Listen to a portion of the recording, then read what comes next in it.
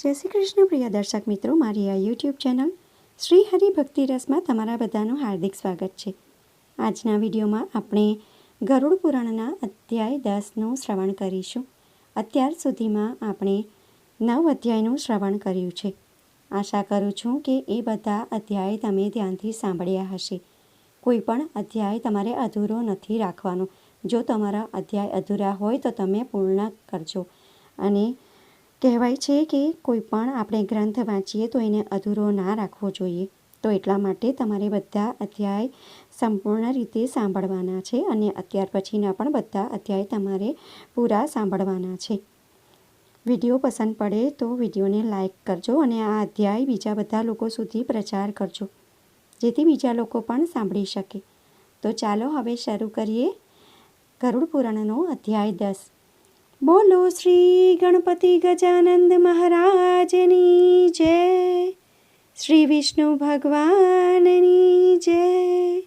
ગરુડજીએ ભગવાન નારાયણને કહ્યું કે હે પ્રભુ, તમે મને એકાદશાના વૃક્ષોત્સર્ગનું વિધાન બતાવો। ભગવાન નારાયણે કહ્યું કે મનુષ્યને જોઈએ કે તે 11મા દિવસે સવારે તળાવના કિનારે જાય અને પિંડ ક્રિયા કરે। એ બ્રાહ્મણોને નિમંત્રણ આપે જે વેદશાસ્ત્રમાં આસ્થા રાખવાવાળા હોય અને પ્રેતની મુક્તિ માટે પ્રાર્થના કરે। એના પહેલાં 10 દિવસ સુધી મંત્રોના અભાવમાં જ ગોત્રનું ઉચ્ચારણ કરીને પિંડદાન કરે અને 11મા દિવસે મંત્રો સહિત પિંડદાન કરે। વિષ્ણુની મૂર્તિ સોનાની, બ્રહ્માની ચાંદીની અને રુદ્રની તાંબાની અને યમરાજની લોખંડની મૂર્તિ બનાવીને ગંગાજળ લાવે અને પછી વિષ્ણુનો કળશ રાખે। એ કળશ ઉપર એ મૂર્તિની સ્થાપના કરે। પૂર્વ દિશામાં બ્રહ્માનો કળશ રાખીને સફેદ કપડું ચડાવીને મૂર્તિની સ્થાપના કરે। ઉત્તર દિશામાં મધ અને ઘીથી ભરેલા રુદ્રનો કળશ રાખે અને લાલ વસ્ત્ર ઉઠાવીને રુદ્રની સ્થાપના કરે। દક્ષિણ દિશામાં યમરાજનો ઘટ રાખે અને કાળું વસ્ત્ર લપેટીને યમરાજની મૂર્તિ સ્થાપિત કરે। એના પછી વચ્ચે બ્રાહ્મણને પ્રતિષ્ઠિત કરીને દક્ષિણની તરફ મોં રાખીને પ્રેત પ્રત્યે તર્પણ કરે અને એના પછી ગાયનું દાન આપે અને પછી મૃતકના ઉપયોગની બધી વસ્તુઓ દાન કરે। પુત્રને જોઈએ કે તે પથારી ઉપર સુવર્ણ પુરુષની સ્થાપના કરીને એ પથારીનું દાન કરે અને કહે, હે બ્રાહ્મણ, પ્રતિમાયુક્ત બધી સામગ્રી મેં તમને આપી દીધી છે। એના પછી તે નમસ્કાર કરીને દાન કરે। આ વૃક્ષોત્સર્ગથી પરમ ગતિ પ્રાપ્ત થાય છે। વૃક્ષોત્સર્ગમાં રોગી અને હીન અંગવાળા બાળકોને છોડીને લક્ષણથી યુક્ત વૃષભનો ત્યાગ કરે। બ્રાહ્મણને આપવા માટે જે વૃષભ હોય એની આંખો લાલ, પીળો વર્ણ અને યોગ્ય સિંગ વગેરે હોવા જોઈએ। પેટ સફેદ અને પીઠ કાળી હોવી જોઈએ। ક્ષત્રિય માટે લાલ રંગના ચીકણા વૃષભ હોવા જોઈએ। વૈશ્ય માટે પીળા રંગના, શૂદ્ર માટે કાળા રંગના વૃષભ હોવા જોઈએ। પિંગ વૃષભ પીળા રંગના હોય છે અને પિતૃઓમાં પ્રેમ વધારવાવાળા હોય છે। નીલ વૃષભનું મુખ અને પૂંછડી સફેદ હોય છે અને શરીર લોહીના રંગનું લાલ હોય છે। રક્ત નીલ વૃષભ શરીર લાલ રંગનું હોય છે, મુખ અને પૂંછડી હળવા પીળા રંગની। નીલપિંગ એ વૃષભને કહે છે જેના ખૂર અને પૂંછડી પીળા રંગના હોય છે અને બાકી અંગ કોઈ એક રંગના। બબરું નીલ વૃષભ કબૂતરના રંગના હોય છે અને એના માથા પર તિલક હોય છે। આ વૃષભ પૂર્વજોનો ઉદ્ધાર કરવાવાળા હોય છે। જેનું આખું શરીર આસમાની હોય છે એને મહાન નીલ કહે છે। નીલ વૃષભ 5 પ્રકારના હોય છે। જો કોઈ એક પુત્ર અનેક પુત્રોની કામના કરે અને ગયાનું શ્રાદ્ધ કરે છે, ગૌરી કન્યાથી લગ્ન કરીને અને પછી નીલ વૃષભને ત્યાગે છે તો તે પુત્ર માન્ય યોગ્ય થાય છે। સ્વર્ગમાં ગયેલા પિતૃ પણ આ વાતની કામના કરે છે કે એમનો કોઈ પુત્ર વૃષોત્સર્ગ કરી દે તો તેઓ પરમ ગતિને પ્રાપ્ત થશે, કેમ કે વૃષ યજ્ઞ મુક્તિ આપવાવાળા હોય છે। મનુષ્યને જોઈએ કે તે વિધાનપૂર્વક વૃષનો યજ્ઞ કરે, યજ્ઞોની સ્થાપના કરીને એમને વૈદિક મંત્રોથી પૂજીને યજ્ઞ કરે। વૃષ અને ગાયનું પૂજન કરીને વાછરડા કે વાછરડીને લાવીને એનામાં કંગન બાંધે અને જે રીતે લગ્નમાં થાંભળા ગાળવામાં આવે છે એવી જ રીતે ગાળે। વૃષભ અને વાછરડીને જો શક્ય હોય તો રુદ્ર કુંભના જળથી સ્નાન કરાવે, પછી ગંધ અને માળાથી પૂજા કરીને કુંભની પરિક્રમા કરે। એના ઉપરાંત ત્રિશૂળની જમણી તરફ રાખે અને ડાબી તરફ ચક્રનું નિશાન બનાવે અને પછી બળદને છોડીને કહે, હે વૃષભ, તમે ધર્મ છો અને બ્રહ્મ દ્વારા મંત્રના રૂપમાં પ્રાચીન કાળમાં રચવામાં આવ્યા છો।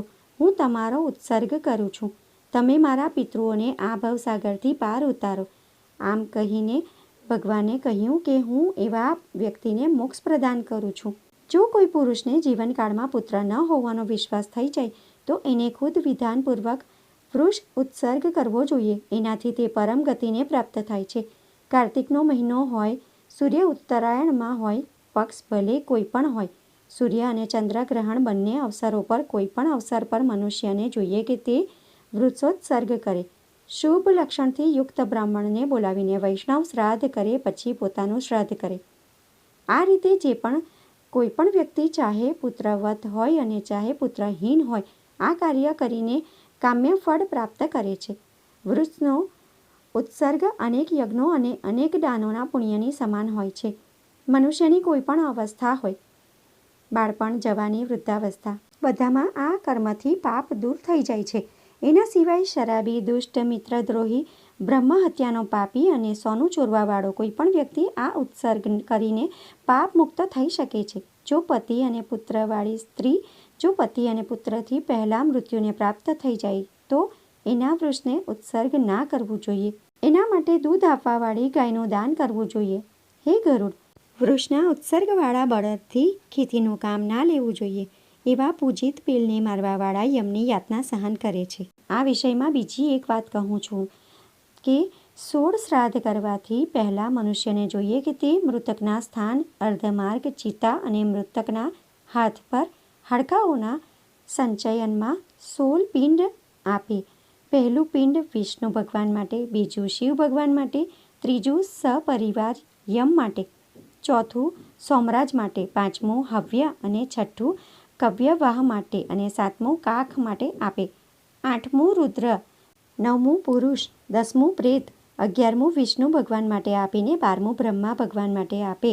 પછી 13મું વિષ્ણુ ભગવાન માટે આપે અને 14મું શિવ ભગવાન માટે આપીને ફરીથી યમરાજ માટે 15મું પિંડ દાન કરે અને આ બધું કર્યા પછી 16મું પિંડ દાન એ પુરુષ માટે દાન કરે. આ રીતે 12 મહિનામાં પાક્ષિક, ત્રિમાસિક અને 6 માસિક પિંડદાન કરી શકાય છે. આ રીતે ષોડશ, પૂર્વ ષોડશી, મલિન ષોડશી અને મધ્ય ષોડશી કુળ મળીને 48 શ્રાદ્ધ થાય છે. એનાથી પ્રેતોનો ઉદ્ધાર થાય છે અને એમના પાપ સમાપ્ત થઈ જાય છે. જે વ્યક્તિ આ શ્રાદ્ધોને નથી કરતા એમના મૃતક પ્રેત યોનિમાં સ્થિર થઈ જાય છે. આથી પુત્રને જોઈએ કે તે 16 શ્રાદ્ધ કરે અને જે પત્ની આ 16 શ્રાદ્ધ કરે છે અને સંપૂર્ણ રૂપથી 48 શ્રાદ્ધ કરે છે તે પરમ પદને પ્રાપ્ત થાય છે. એનું જીવન સફળ થઈ જાય છે. જો કોઈ વ્યક્તિ આગથી સળગીને મરી જાય છે તો એનું પણ શ્રાદ્ધ આ જ પ્રકારે વિધિપૂર્વક કરવામાં આવે છે. પરંતુ સાપના કરડવાથી મરવાવાળા પુરુષ માટે બંને પક્ષોની 5મી તિથિમાં નાગનું પૂજન કરવું જોઈએ. મનુષ્યને જોઈએ કે તે સર્પના શરીરની આકૃતિ લોટથી બનાવે અને પૃથ્વી પર આ આકૃતિ બનાવીને ફૂલો તથા ચંદનથી પૂજા કરે. પછી ધૂપ દીપ આપીને કાચું પીસેલું નૈવેદ્ય અને દૂધ આપે અને પોતાના સામર્થ્ય અનુસાર ગાય અને સોનાનો નાગ બનાવીને બ્રાહ્મણને દાન આપે. પછી કહે કે હે નાગરાજ, તમે પ્રસન્ન થાઓ. પછી નારાયણ બલિની ક્રિયા કરે.